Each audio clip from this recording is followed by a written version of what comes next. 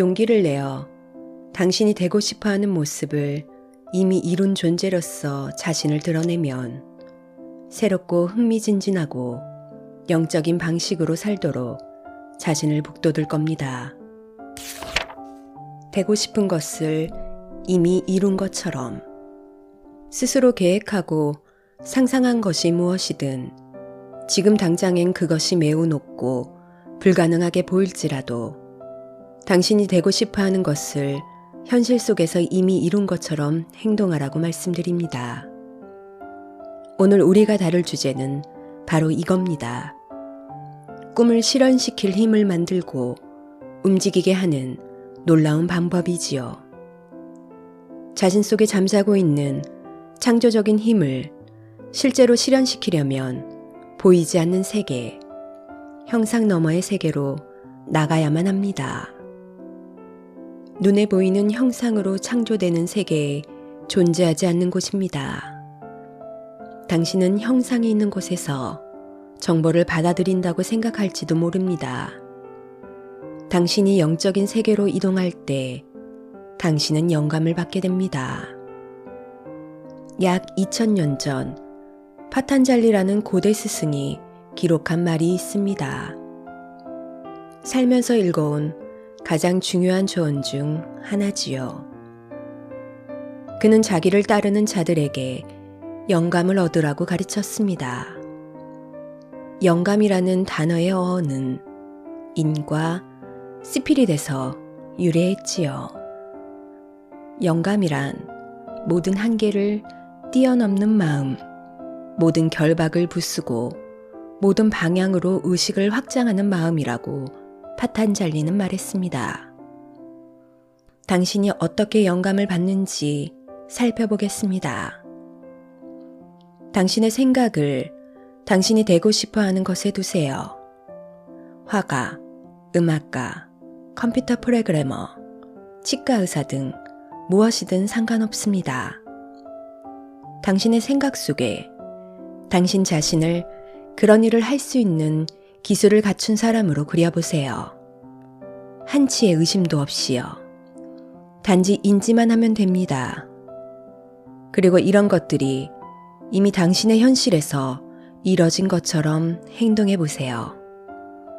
화가를 꿈꾸면 당신의 비전은 그림을 그리고 미술관을 방문하고 유명한 화가들과 교제하고 예술의 세계로 발을 들이기 시작할 겁니다.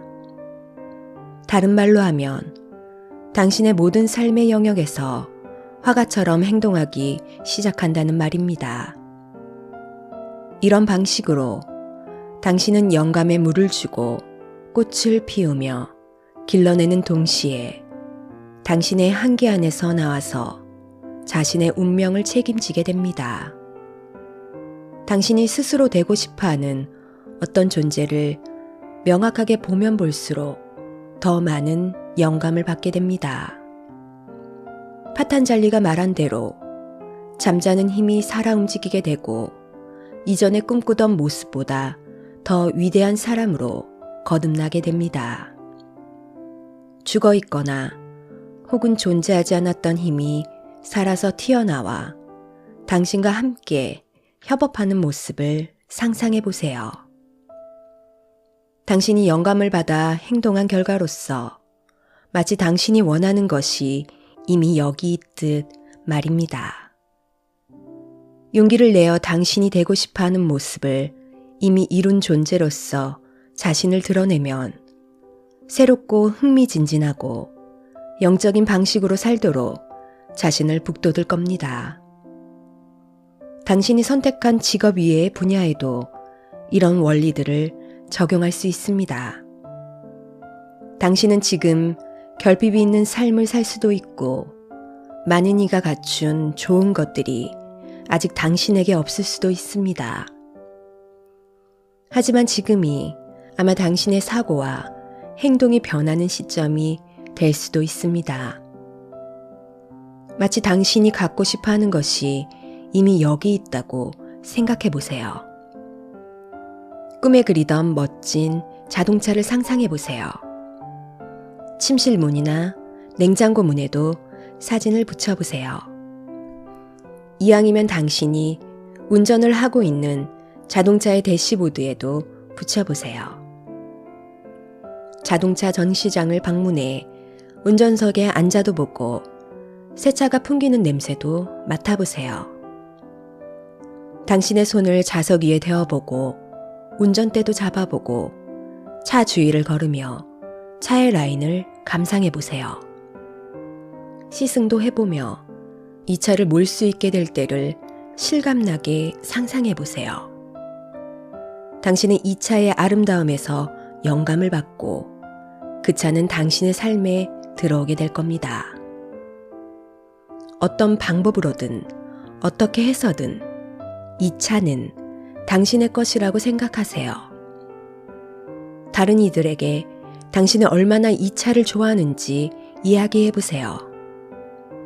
당신이 컴퓨터 근처에 갈 때마다 볼 수 있도록 컴퓨터 스크린에도 사진을 띄워놓으세요. 이런 모든 방법이 당신에게 우습게 보일지도 모르겠습니다. 그러나 당신이 원하는 것을 이미 얻은 것처럼 영감을 받고 행동할 때 이런 잠자는 능력을 깨워 당신의 현실에서 실현할 수 있게 작동될 겁니다.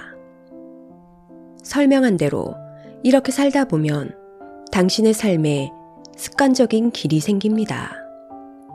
이는 속임수도 아니고 거만한 것도 아니고 타인을 해치는 것도 아닙니다.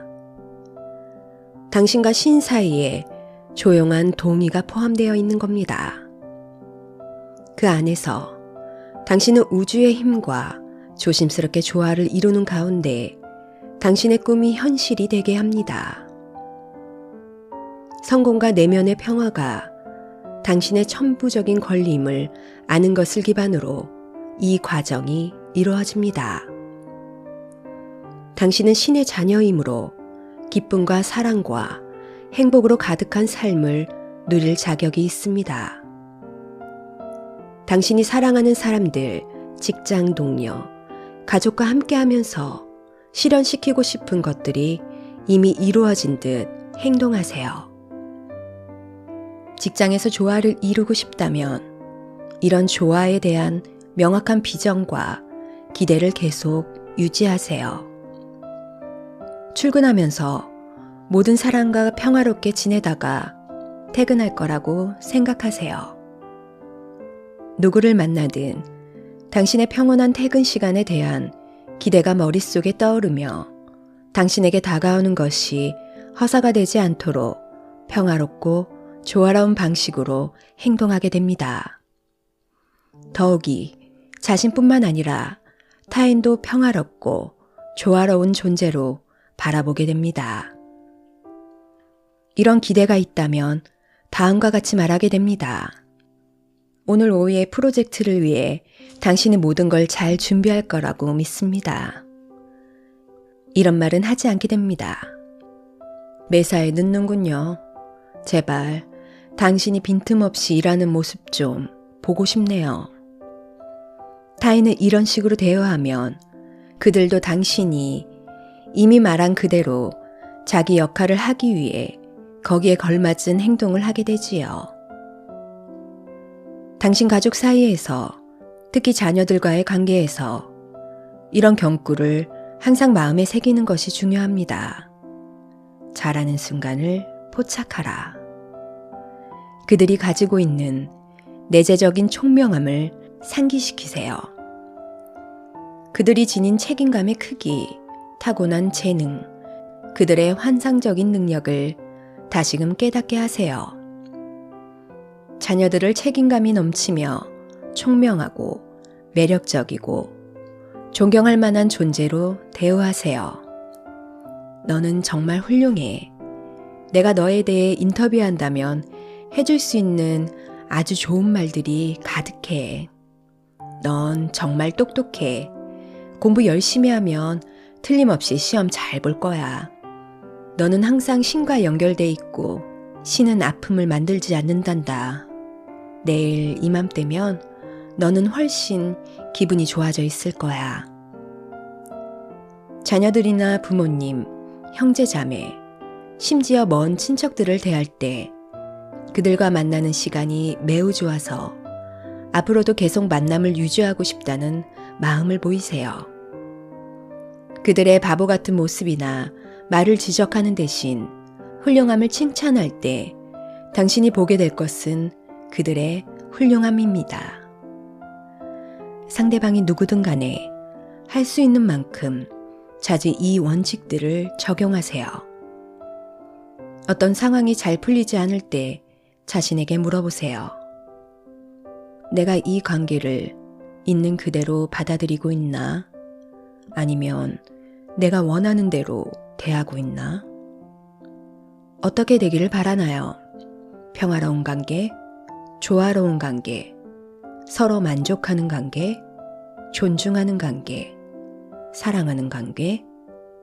물론 당신은 그렇게 하고 있습니다. 다음에 누구를 만나기 전 이런 방식으로 점검해 보세요. 내면의 평화와 성공에 더 초점을 둔 질 높은 관계를 기대하면서요. 타인의 잘못을 지적하기보다 타인의 사랑스러운 점을 발견하는 자신을 대견하게 생각하세요. 그러면 타인도 불친절하고 언짢게 하는 방식 대신 사랑스럽고 조화로운 방법으로 당신을 대여하게 됩니다.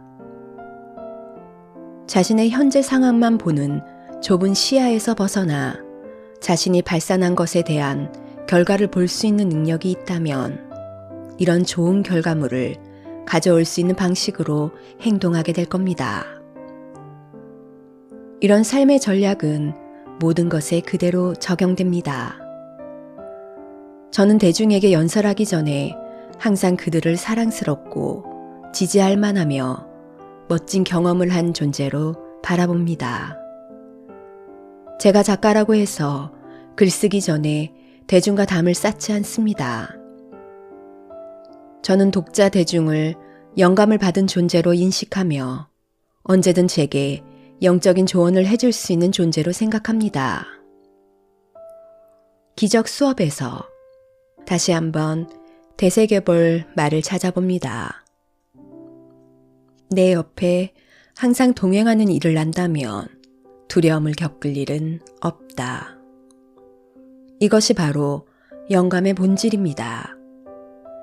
당신이 되었으면 하고 바라는 관점에서 미래를 보면 바로 그 방식으로 당신이 행동하게 됩니다.